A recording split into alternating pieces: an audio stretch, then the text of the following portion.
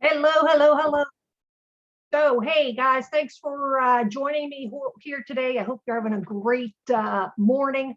I actually wanted to talk to you today about how does actually bloating affect um, your weight loss attempts, your ability to lose weight.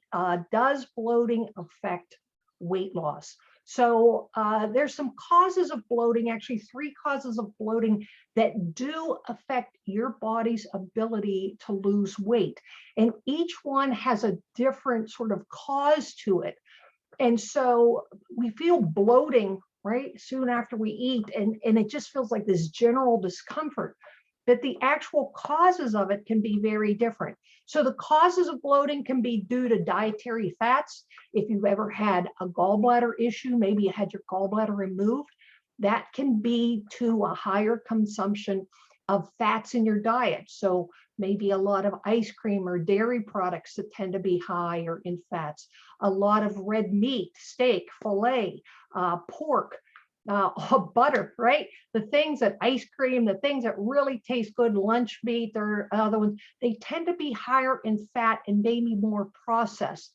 And so those affect the functioning of the gallbladder and the liver. So dietary fats are one way that come in and then sort of jam things up, and it affects the gallbladder and liver's ability to digest those fats. So one cause is high fat in the diet. We'd have to look at decreasing those fats. Another cause is sugar. And in reality, a lot of us are trying to keep sugar at a minimum, but it sneaks into our diet in ways that we just don't realize it. So again, sugar in dairy, which is known as lactose.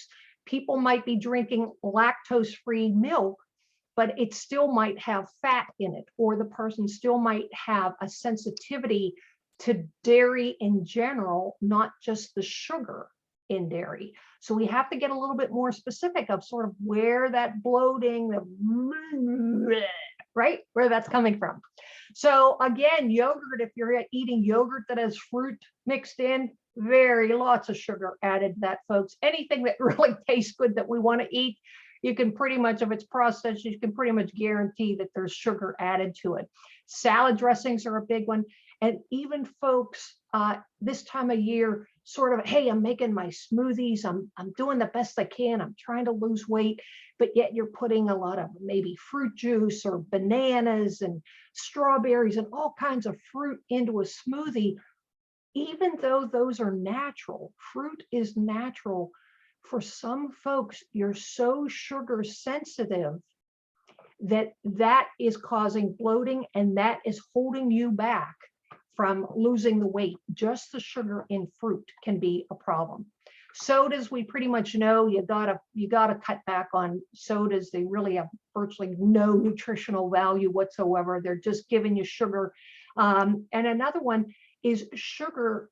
We don't necessarily see it on labels, but starches. So when we look at breads and pasta and potatoes, we look at the ingredients and say, hey, there's more actually sugar in the spaghetti sauce than there is in the pasta. But don't lose sight of the process of digesting those starches in the body creates more sugar. And so those starches, bread, pasta, potatoes, rice, white rice, right, in the body, those get turned into sugars. And then lastly, we have infection. So infection and inflammation, they sort of go hand in hand. We can have inflammation from folks eating foods that they might be sensitive to. So I use the example of somebody might be using lactose-free milk, thinking that it's the sugar in milk, but in reality, it might be the dairy protein, so whey or casein, that are in cheese or ice cream or milk that are actually causing the digestive upset. So sometimes just switching to a lactose-free milk isn't necessarily that helpful. Maybe you notice a little bit of improvement, but it doesn't make all the pain, all the bloating, all the sort of gassiness go away for you. So with that inflammation and underlying infection, our gut, our belly, our intestines is the perfect place for little parasitic yeast to live. It's dark, it's warm, the food supply is just coming on by, right? Especially if it's sugar, you're eating a lot of sugar or fruit.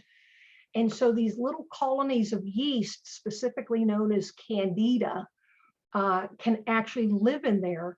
And as they're eating your food and taking the nutrients before they can actually get absorbed into your body, they are thriving and they're leaving you gassy, bloated, the longer it goes on, fatigued.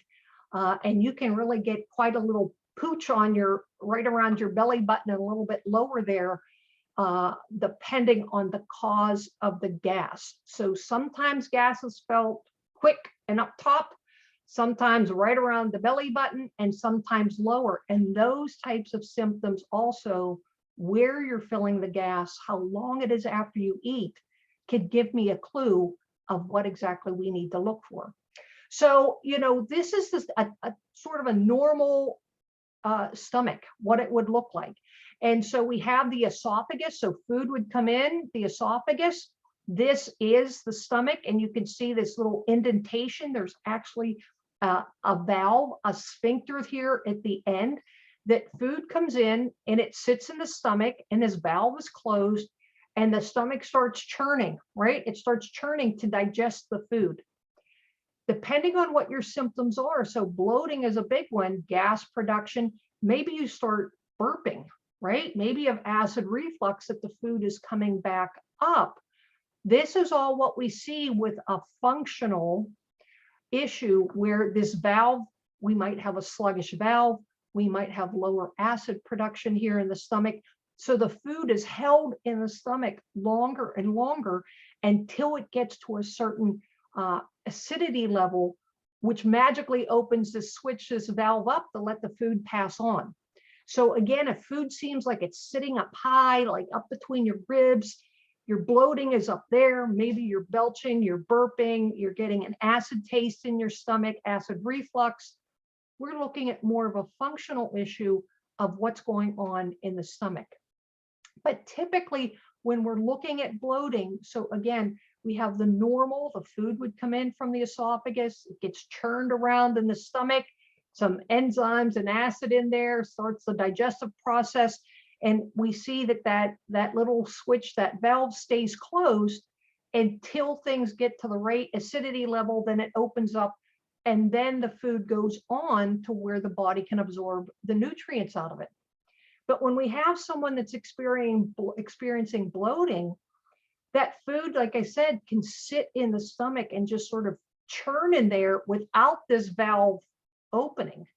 And so now we start to get distension, right? So we start to get the stomach sort of getting distended, which causes this pain, again, up high, but where we can start to get this myriad of symptoms where acid reflux, actually regurgitation, burping, just pain, you start to feel like pain. It's a tight belt radiating around your abdomen. You can get pain into your upper back from the gallbladder and liver getting triggered. And then you can actually get bouts of sort of diarrhea that come and go, because now the pressure has built up so much that it's putting pressure on that valve at the bottom and sort of pushing its way through the valve before things are ready. So does bloating affect weight loss? It does. It really does. And bloating and gas are usually normally the early on symptoms.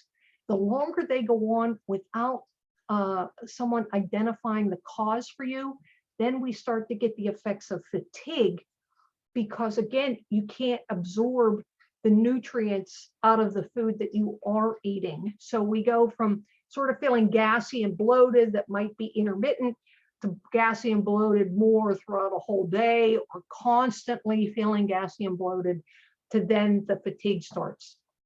So again, causes of bloating, we're looking at fats. Is your gallbladder working? Do you still have a gallbladder? Maybe you had it removed. Then we have to worry what happens, how your body is going to digest any dietary fats that you might be eating. Sugar, how much sugar are you eating? Is it enough? Is it causing inflammation? Is it affecting your energy levels by insulin resistance? And too much sugar also too can block hormone receptor sites, causing hormone imbalances. And then lastly, infection, which if your body's immune system's on sort of constantly trying to fight those parasitic, those candida, the yeast that are living in your gut potentially, that just drains you. It becomes very exhausting that your immune system is working all the time.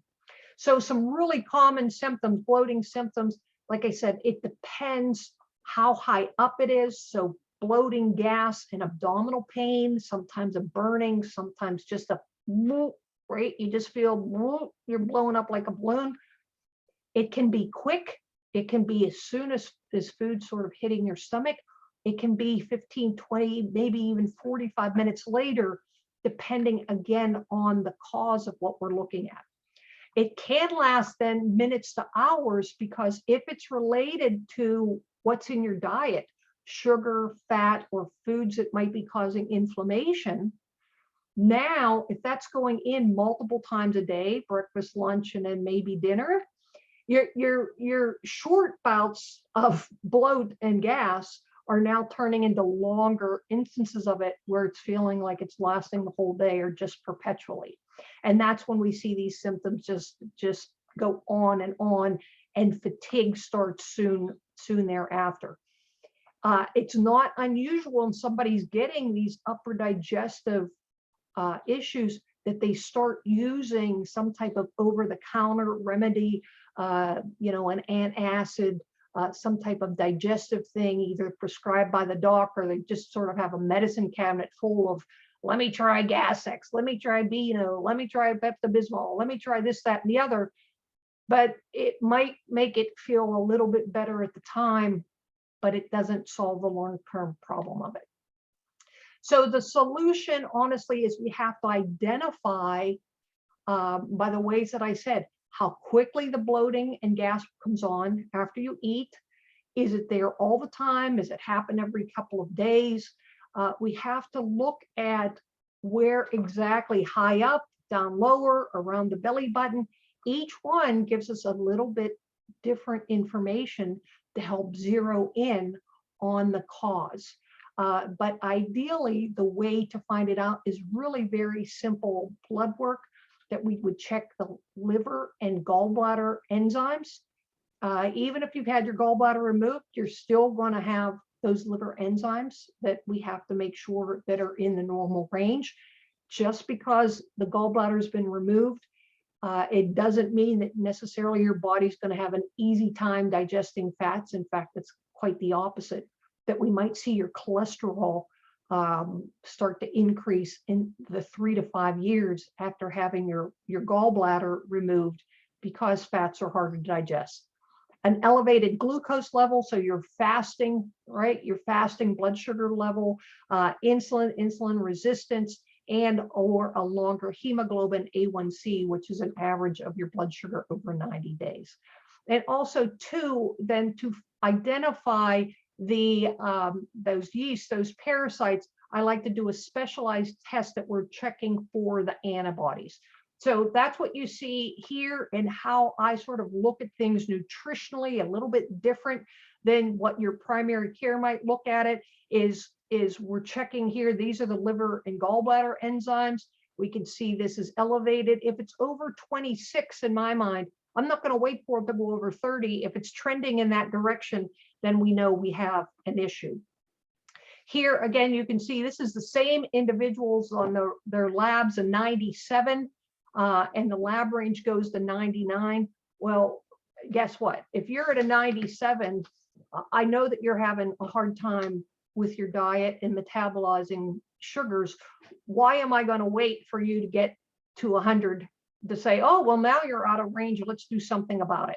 So my range is a little bit closer here, 72 to 90, a 97. I definitely say, hey, we got to dive in. We got to do something about cleaning up your diet, looking at sugar, fats, and other things. And then the infection, this is actually Candida albicans.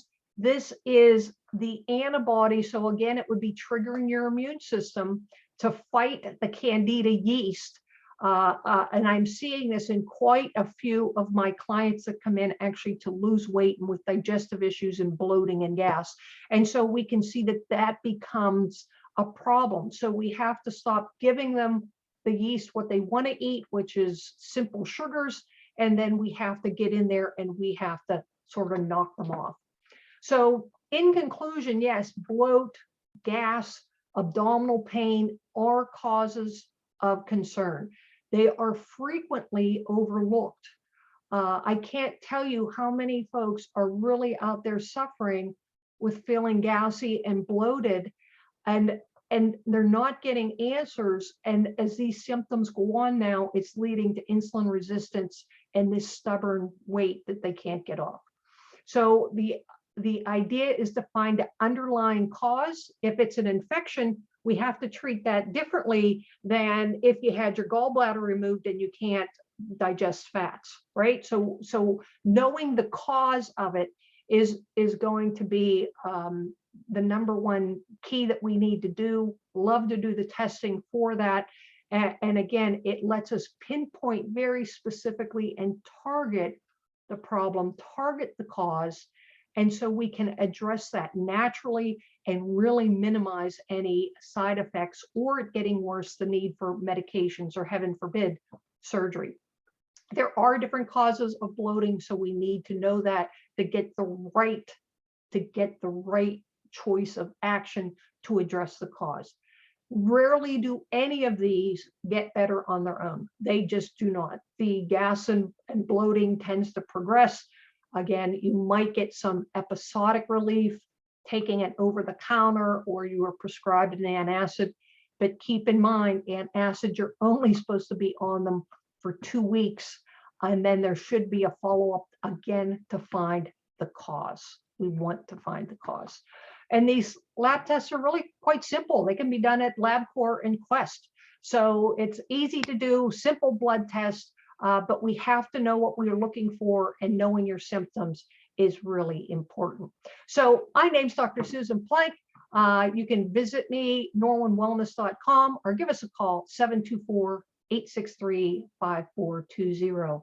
So in wrapping up, absolutely bloating, gas, those symptoms, even fatigue, are underlying symptoms that are frequently experienced and absolutely are holding you back from losing the weight that you want to lose. Thanks, everybody. Take care. Have a great Tuesday. Bye.